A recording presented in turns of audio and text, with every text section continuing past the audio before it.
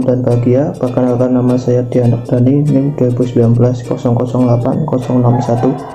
Di sini saya akan membahas tentang karakteristik yang bagus dalam perubahan organisasi.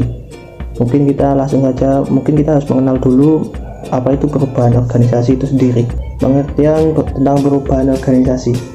Perubahan organisasi itu merupakan peristiwa ketika perusahaan atau bisnis mengubah komponen utama organisasi sebut saja seperti memperluas divisi, menambah karyawan, budaya kerja, mengadaptasi teknologi terkini untuk beroperasi, dan masih banyak lagi.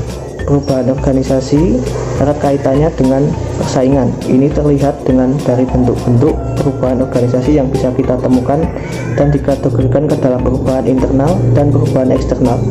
Perubahan internal mencakup perubahan visi-misi, strategi, struktur organisasi, sistem, prosedur, dan lain-lain.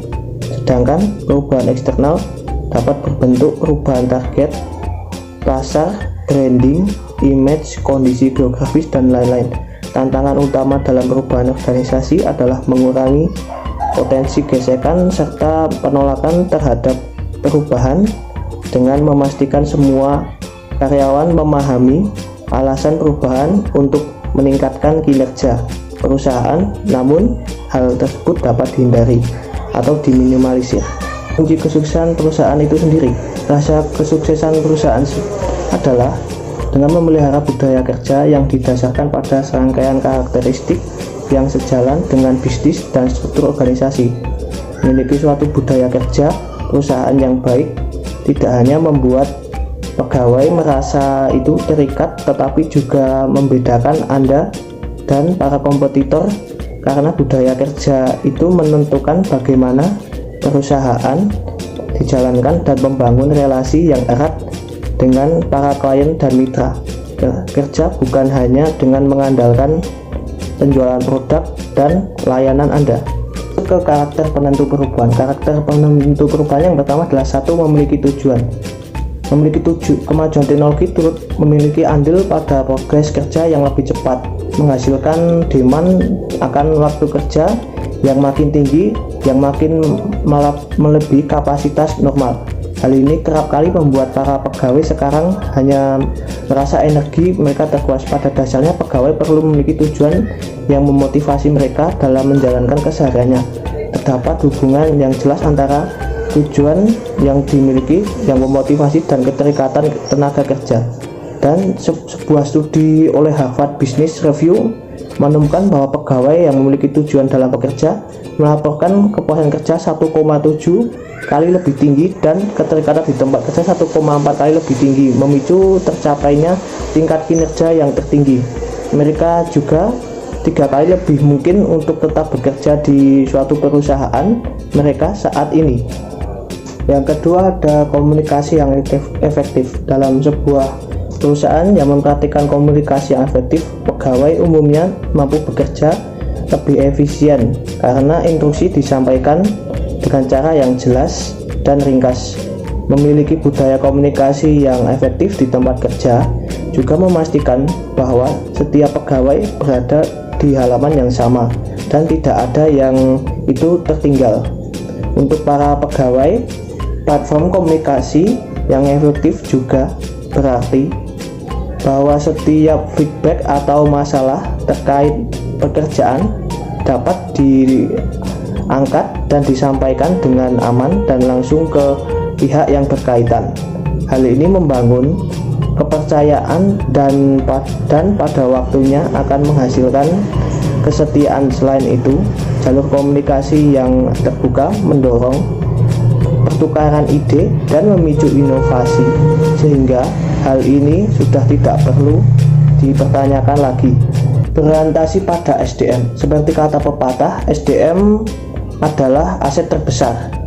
Budaya perusahaan yang berorientasi pada SDM mengutamakan para pegawai dengan menghargai atau memberi pengakuan atau semua upaya mereka, tidak peduli seberapa besar atau kecil, sehingga membuat pegawai itu merasa dihargai dan mempunyai sense of belonging yang baik di tempat kerja. Hal ini berdasarkan pada kenyataan bahwa pegawai yang bahagia berarti memiliki produktivitas kerja yang lebih baik. Dengan makin banyaknya itu kaum milenial di dunia kerja saat ini, tidak mengherankan bahwa menaruh fokus perusahaan pada pegawai merupakan hal yang sangat masuk akal atau dikenal sebagai generasi yang mission drive dan ambisius. Kaum milenial ini ingin secara konsisten merasa puas atas kontribusi mereka kepada perusahaan atau bahkan untuk berdampak bagi masyarakat jika diberi suatu kesempatan. Budaya perusahaan yang berorientasi pada SDM memungkinkan pegawai itu merasa yakin bahwa upaya mereka yang dihargai oleh perusahaan, sehingga mendorong mereka untuk bekerja lebih keras tanpa rasa ragu.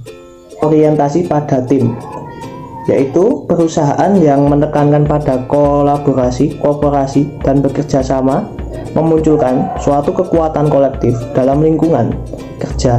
Hal ini dikarenakan budaya perusahaan yang berorientasi pada tim cenderung memiliki pegawai dengan hubungan kerja yang erat, tidak hanya dengan anggota tim atau departemen mereka masing-masing, melainkan juga dengan rekan kerja lain dari divisi yang berbeda.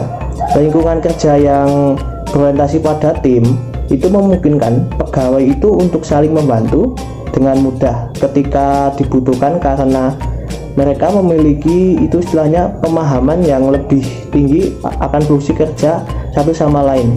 Budaya perusahaan yang semacam ini juga mendukung adanya struktur yang lebih mendatar, karena anggota tim seringkali mendapat kesempatan untuk memimpin dan mengolah diri sendiri mereka masing-masing. Terakhir itu ada inovasi yang menginspirasi, dengan diperkenalkan cara-cara baru untuk menjalankan bisnis menggunakan kecerdasan buatan atau istilahnya itu AI, sistem analis yang canggih, dan berbagai terobosan teknologi yang mutakhir lainnya.